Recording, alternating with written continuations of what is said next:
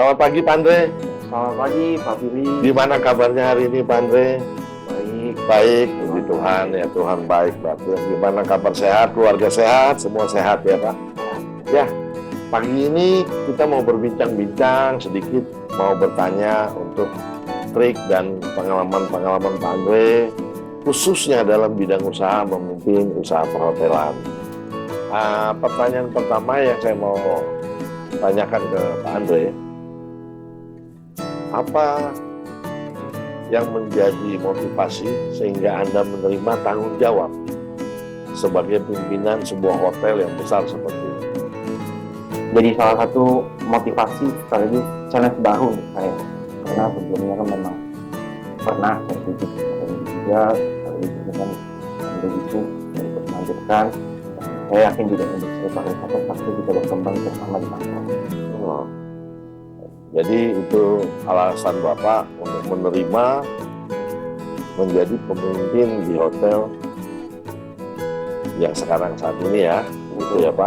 Jadi challenge dan tantangan. Ya. Itu yang membuat Bapak menjadi tertantang untuk mencoba memimpin seperti ini. Sampai saat ini pernah ada kendala atau problem di mana Bapak memimpin di tengah-tengah jalan, ada problem tiba-tiba nih Pak. Terus kepikiran di pikiran Pak Andre untuk mundur. Pernah nggak seperti itu Pak?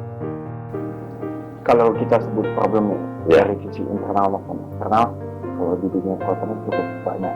Ya. Kalau kita bilang baik dari keadaan sosial di depan, baik masalah COVID sampai ke masalah internal kita. Ya. Memang problem-problem itu ada, namun banyaknya dukungan juga motivasi. Sekaligus saya selalu menekankan satu motivasi dari orang tua saya, terutama dari papa. Jadi sesuatu hal semua dicoba asal ada tekad, keinginan, pasti kita bisa lewatin juga. Dukungan-dukungan itu dari tim dan teman semua yang membuat saya masih tegar, berusaha untuk tidak menyerah, itu bukan opsi. Ya.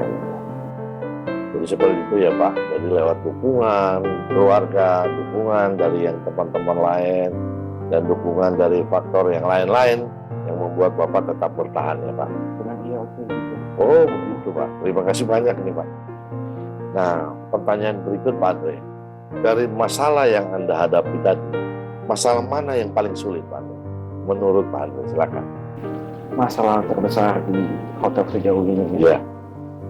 memang kita nggak bisa pungkiri hotel itu sangat berpengaruh dengan kebijakan serta dengan kebijakan daerah serta dengan kondisi mungkin yang kita bisa sebut juga ya, tadi seperti tadi pagi pertama kali pandemi. Itu salah satu challenge lumayan besar Pak, karena di sana juga di dunia bukan hotel ini saja, Betul, di dunia pariwisata lain okupansi juga ikut mengalami penurunan.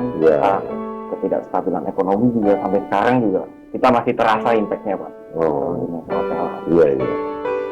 Memang kalau dibilang terbesar itu salah satu terbesar. Ya, kalau terbesar itu berarti yang masa-masa di saat pandemi itu ya, okupansi berkurang dan lain sebagainya Pak. Betul ya, seperti itu ya.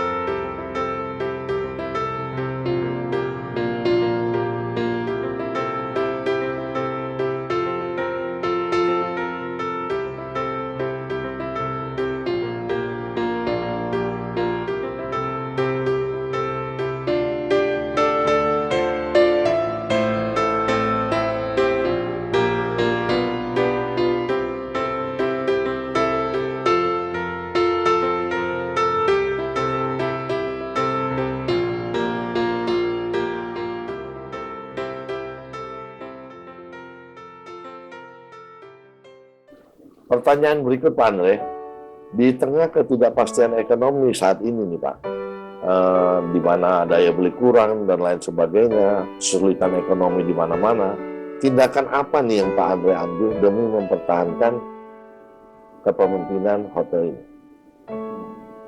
Di tengah ketidakstabilan ekonomi yang tadi Pak Billy sebutkan, Ya. memang banyak challenge baru di kita. Kita pun saya sendiri untuk mempertahankan hotel ini, kita banyak melakukan seperti efisiensi Pak. Namun kita tetap menjunjung tinggi satu hal, hotel yang selalu dijunjung, kenyamanan, kebersihan, itu selalu dijaga dari tamu. Kita juga sering meminta masukan Ya, dengan filterisasi, serta kita beradaptasi dengan kemajuan teknologi Pak. Digitalisasi, baik medsos, kita menggunakan medsos lebih maksimal lagi, serta kita mulai nantinya sedang dalam proyek nih Pak. ya, Saya mulai menggunakan AI untuk menanggapi customer Pak, melalui call center kita, baik melalui IG maupun WhatsApp. ya, Itu menjadi salah satu proyek kita terbaru. ya. Jadi tindakan seperti itu yang Bapak ambil lewat EA, lewat pelayanan ke dalam yang servis tamu dan lain sebagainya, itu salah satu kiat-kiat yang diberikan oleh Pak Andre kepada kita saat ini. Next pertanyaan Pak, di dalam kendala eksternal ada kendala internal, betul nggak Pak?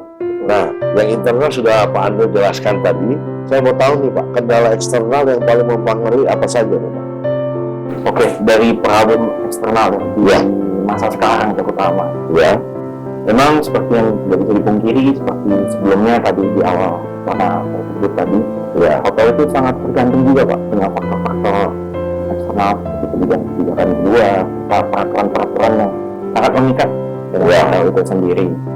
Serta hal-hal tersebut juga yang mempengaruhi juga mungkin masyarakat menilai apakah tetap di sana atau di bawah bagaimana, ikut terpengaruh.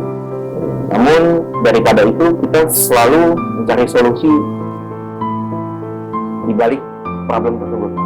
Tetap kita seperti sekarang kita mendiversifikasi market kita lebih ke arah social event, lebih ke arah wedding dan lain-lain yang memang notabene masyarakat biasa pun bisa masuk ke hotel.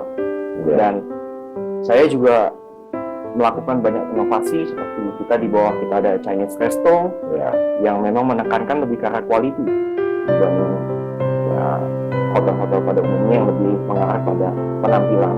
Serta kita juga melakukan inovasi di mana Tangerang memang jarang adanya, bukan jarang, sepertinya memang belum adanya inovasi seperti live entertainment, musik, dan lain-lain.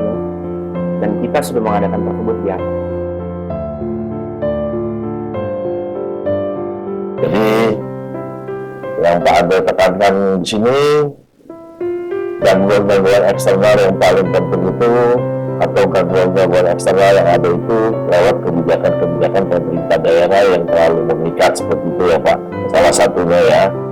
Nah, tapi Bapak sudah menyiapkan tindakan seperti tadi eksistensi, pelayanan tamu dan lain sebagainya, sehingga yang merasa bukan dari WNI keturunan atau yang bukan merasa tidak terlalu berada bisa datang dan stay di sini Pak. Seperti itu ya Pak ya. Ya, kita mendikas market lebih bisa berpengaruh ke masyarakat juga. Ya, terima kasih banyak Pak Andre. Pertanyaan berikut Pak, supaya hotel yang Bapak pimpin ini tetap dapat berdiri sampai saat ini, pelayanan apa atau tindakan seperti apa nih yang Bapak ambil demi mempertahankan datangnya para wisatawan mancanegara maupun lokal? Pertama, memang tidak bisa dipungkiri ya, lokasi kita, saya bisa dengan PDB tersebut, kita termasuk lokasi yang sangat strategis ya, korporat, China dan lain-lain ya, dengan bandara. Langkah dari kita sebenarnya banyak inovasi yang kita lakukan Pak. Ya, salah satunya seperti yang tadi saya sebutkan, ada kita melalui suatu restoran Chinese, Kuitang namanya. Di sana saya lebih memfokuskan kepada kualitas makanan Ya, daripada penampilan. Memang pada hotel pada umumnya banyak, ini bukan tadi seperti Pak Billy mungkin sebelum kita wawancara Ya. kita berbincang ya Pak. siap. Iya, saya ada membahas hotel itu biasanya ada makanan yang enak dan kurang, Ya, bagaimana penampilan oke, ya, namun kurang ini. Daripada itu saya lebih fokus ke quality Pak. Jadi saya lebih ke arah betul-betul pure resto Ya. awal, di mana orang kita juga udah berpengalaman lebih dari 20 tahun di bidang restoran Chinese. Itu yang membuat orang banyak yang memberikan saya satu kesan, oh saya minta ini enak. Itu juga salah satu unique point selling kita di sini. Siap. Dan kita bisa melaksanakan, salah satu hotel yang bisa melaksanakan piato lebih dari 50 meja. Oh, Itu salah satu keunikan kita juga, walaupun kita memang hotel internasional tapi Chinese style kita juga tinggi. iya. Dibanding itu juga, seperti yang tadi saya sebut, di atas kita juga ada membuat suatu bar juga Pak, yang bisa untuk penjualan, kita bisa sebut yang minimal dan lain-lain. Ya. Itu juga salah satu daya tarik bagi masyarakat Tangerang yang memang kita bisa lihat hiburan dan lain-lain memang agak sedikit kurang di sini, tapi kita bisa menimbulkan suatu hal yang baru. Siap. Orang punya hiburan baru, Ya. punya tempat nongkrong baru. Ya. Walaupun tidak nginap di hotel pun bisa nongkrong di sana. Ya, bisa kongko-kongko ya Pak ya. Kongko-kongko santai. Saya memang kita menerapkan agar semua bisa masuk, bisa senang di sini dan tidak terbatas hanya yang menginap di hotel saja. Iya, iya. Oke, jadi trik-trik atau tindakan pelayanan yang Bapak ambil lebih menjurus pada pelayanan servis kepada tamu ya Pak ya. Betul, serta Ya. produk yang maksimal. Serta produk yang mungkin berbeda dengan hotel-hotel lain seperti Bapak Betul. ceritakan barusan, bahwa Bapak lebih menjaga cita rasa dibanding model masakannya ya. Betul. Seperti itu Pak ya. Iya. Oke.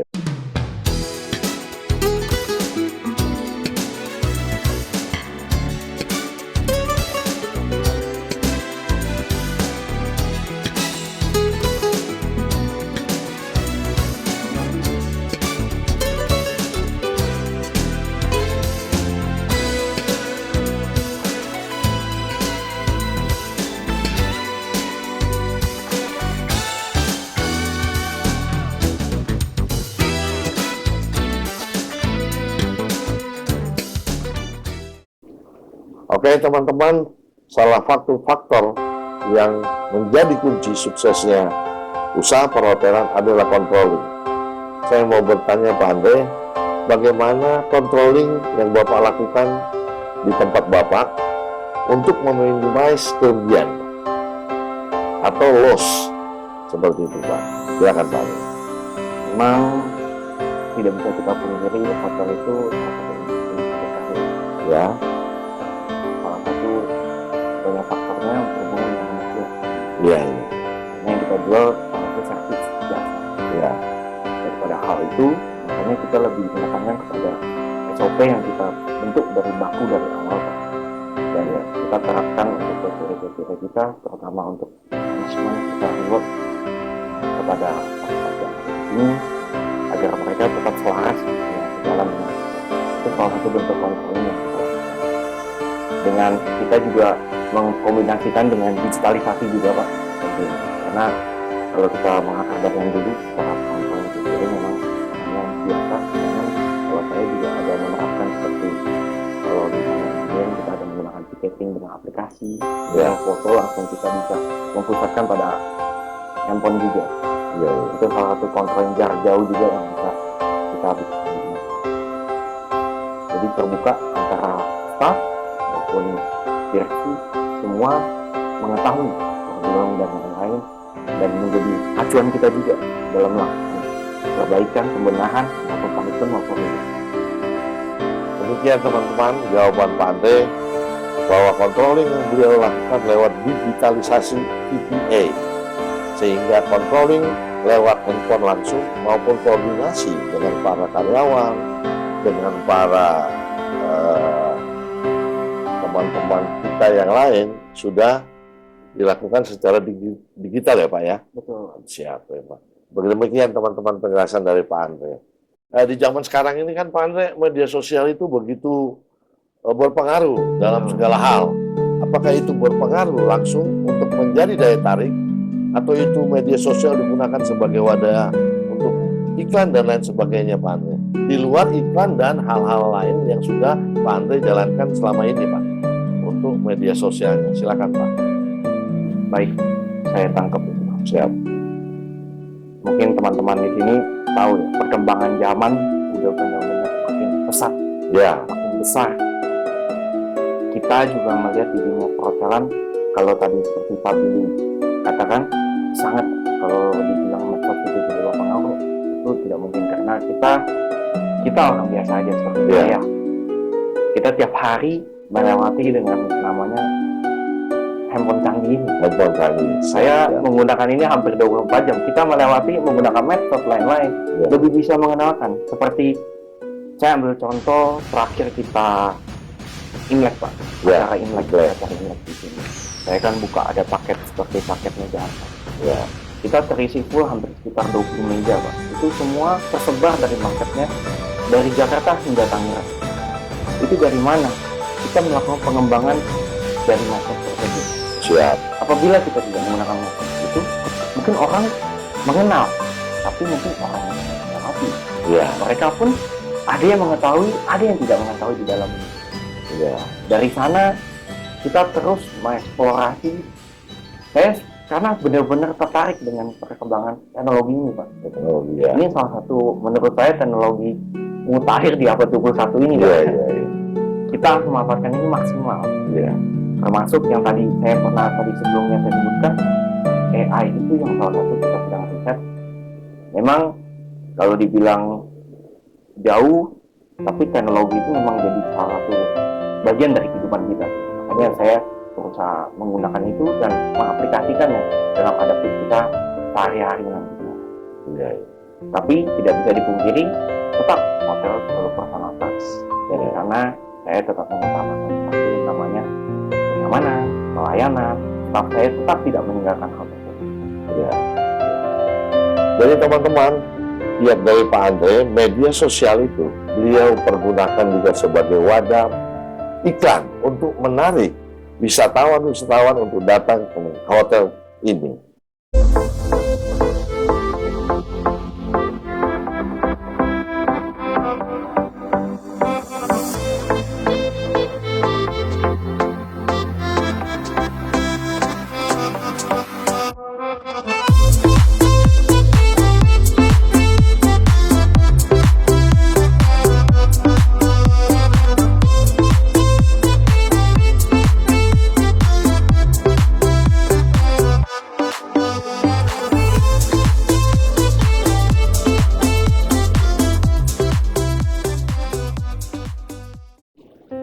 Tidak mudah memanage satu orang, apalagi Bapak sini ada berapa jumlah di sini, Pak? Di sini ada around 50-an.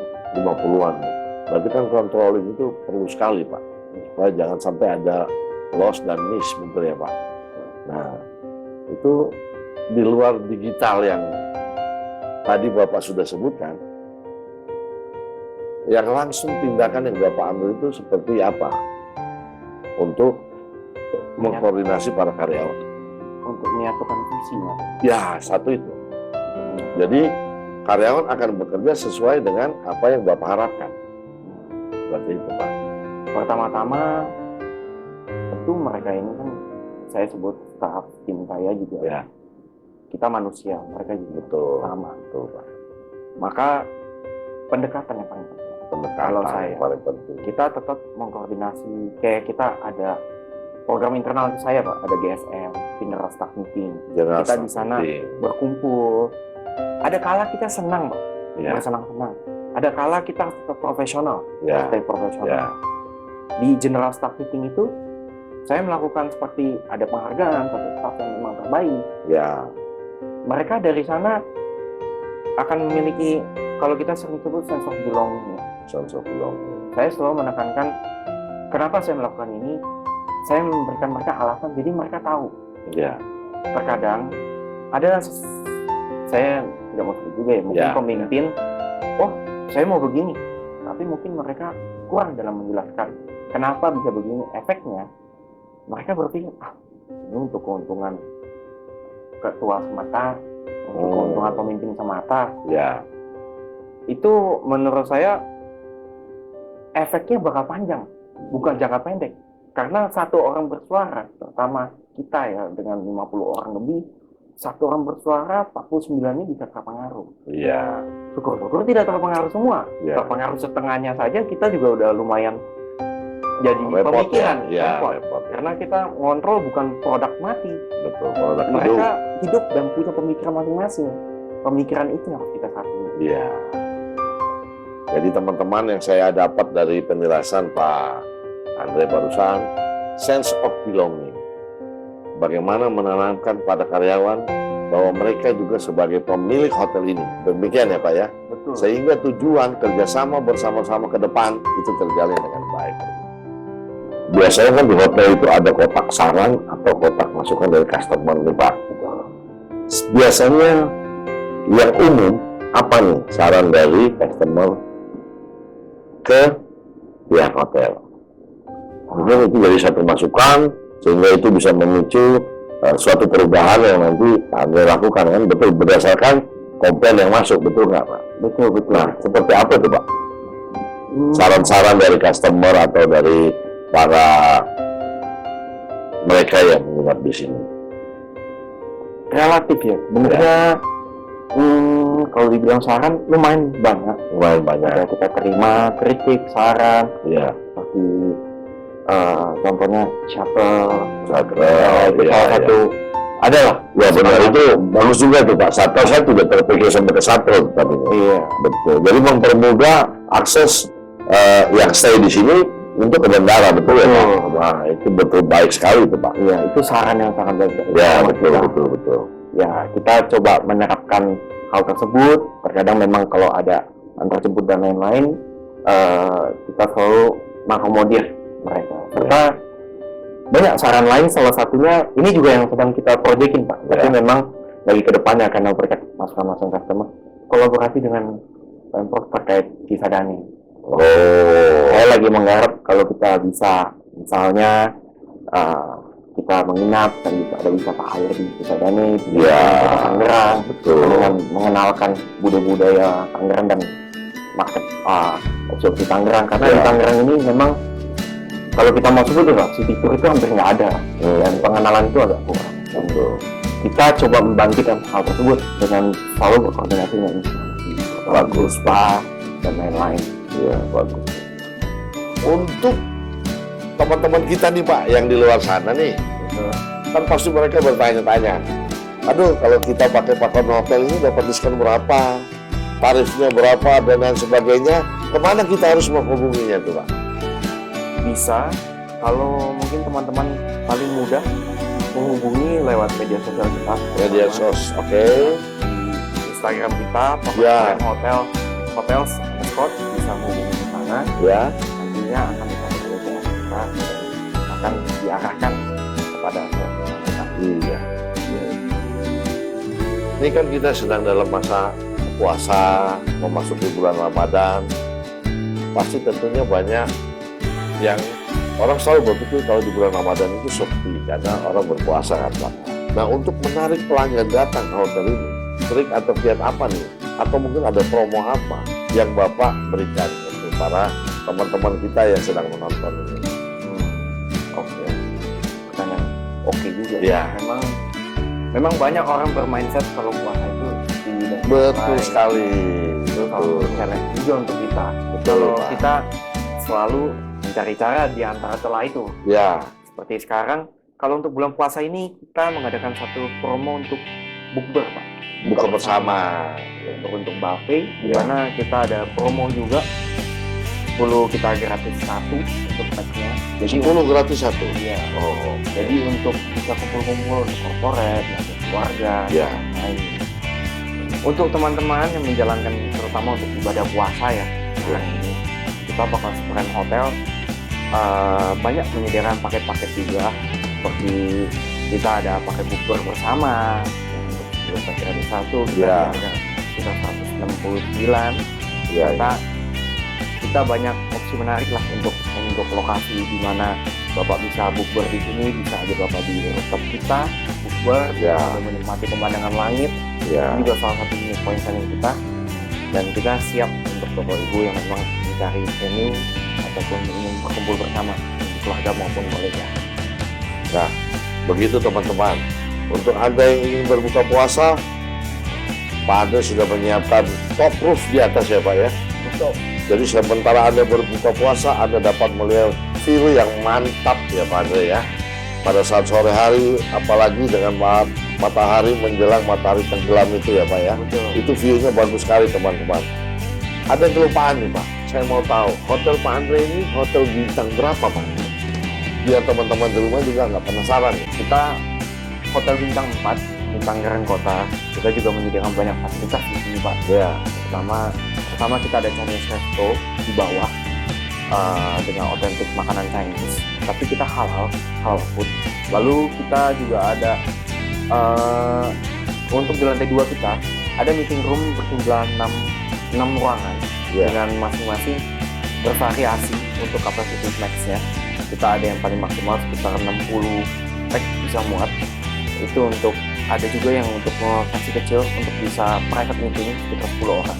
ya. Terus lalu kita juga ada ballroom, jumlahnya ada 3 dengan bervariasi kapasiti sekitar 200 hingga 500. Namun itu bisa di-join semua menjadi grand ballroom, bisa mencapai 800 pack. Lalu kita juga ada fasilitas lain seperti kita ada kolam renang yang ada di atas bangunan kita. Ya. Jadi sambil berenang, sambil menikmati view 360 Kota Tangerang.